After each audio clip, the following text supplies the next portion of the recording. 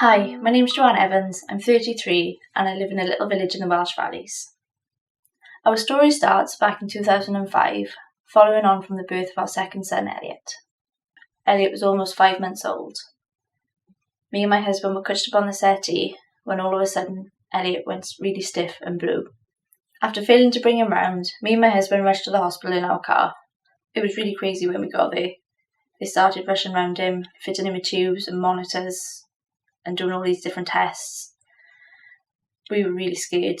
Me and my husband were terrified that we were going to lose him at this point. And seeing him so ill, it's not a very pleasant memory. After being in HDU for a few days, the doctor called us to one side and took us into the office. He sat us down and explained that they'd found a diagnosis and Elliot had a condition called Lissencephaly. My name is Daniela Pilz and I'm a consultant in clinical genetics.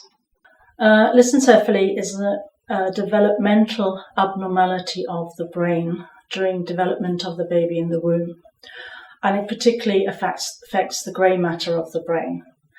One of the results of Lissencephaly is that there is a reduction in the folding at the surface of the brain, and sometimes the folding can be completely absent.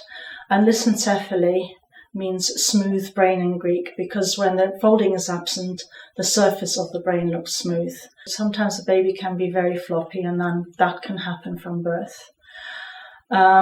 Sometimes the baby presents with seizures, which usually occur by 3 months or sometimes by 6 months, at which point they're often typically seen as infantile spasms at 6 months. You expect babies to focus at your face or at you by sort of about 6 to 8 weeks.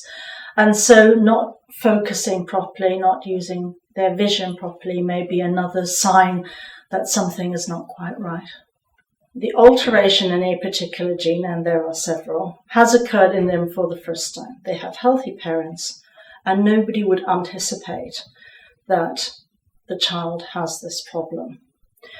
And even, let's say, it is picked up during the baby's development in the womb. At the moment, we're not in a position to then correct that alteration. Children who have a completely smooth brain usually are very severely affected. And then you can get forms of Lissencephaly where you have absence of folding in some areas of the brain and an attempt of folding in others. And that is often known as pachygyria, because the folds at the surface of the brain are thicker and broader and less in number than we'd normally see. The mechanism of Lissencephaly is that the nerve cells form the grey matter at the surface of the brain, but they develop on the inside of the brain, so the nerve cells are all made on the inside of the brain, then have to make a journey from the inside to the outside of the brain to then form the grey matter at the surface. And because the neurons have stopped their journey at various positions earlier on, which is why it's called a neuronal migration disorder, in Lissencephaly and in other conditions that cause similar problems with like epilepsy, motility problems, feeding problems, the overall life expectancy tends to be reduced. The only treatment, if you like, for Lissencephaly at the moment is supportive treatment and treatment of any problems that have occurred as a result of the Lissencephaly, like any epilepsy or seizures. I've met a few children who did learn to walk and who were walking. The oldest child I saw walking was 10, which is also the oldest child I've ever seen with Lissencephaly who hadn't developed seizures yet. But I think that they are the exception. Me and my husband were devastated by this news.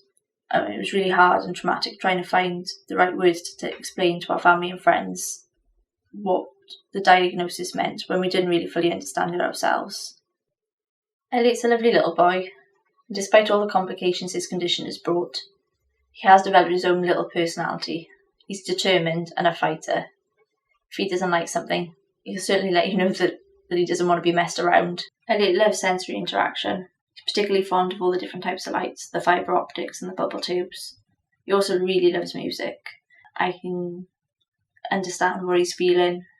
Might not be able to say the exact problem, but I know when something's bothering him. And he will let me hold his hand, and that's a privilege in Elliot's world. Just before Christmas, I knew he had a chest infection, and the doctors didn't seem to think that was the case. They said, we'll just observe him. If they'd listened to me and taken some proactive measures, he may not have ended up being in HDU like he was. And that scares me. I wish they'd trust me more. People don't seem to understand what it's like living with a child with special needs. They don't realise how much of an impact it has on your life, other than the obvious. The little things, popping to the shops, going out for the day, or extra things you need to take with you, medicine, feed. By the time you strap him into the car, take him back up to the car, that's easily adding another 10-15 minutes onto your journey. Trying to relax in the evening when all the other kids have gone to bed, trying to sit down and watch a programme. I end up pausing it thanks to Sky Plus for, popping in to see Elliot, checking on him, he may be grizzling, having a seizure. There's numerous things. I can't seem to relax. Even when I'm in bed, it's not a proper night's sleep. Over the last 2 years, we've been trying to fight to get Elliot into the local respite centre, which will enable us to have a weekend's break every now and again to recharge our batteries and do those things that other people take for granted. We've had a bit of a fight. Social services and us believe that Elliot should have a one-to-one carer due to his seizures and his feeding problems. The health board say that he's not ill enough. I don't understand this. How can a child like Elliot not be ill enough? He needs constant supervision. I don't know how ill he needs to be for him to qualify for that funding. And having little fights like this, it takes up energy that we could better be using on looking after Elliot. When Elliot was 3, he got accepted to go to Trinity Field Special School. He settled in really well. It takes a while to get to know the staff. The staff there are amazing, and as far as I know, everybody loves him. My name is Anthony Rees. I'm the IT coordinator at Trinity Fields and a class teacher as well. I teach a class of year 9s. I think with Elliot, it's having access to different learning environments like the sensory rooms. He's got access to technology as well that he wouldn't necessarily be able to buy outside of the school because some of it's quite expensive.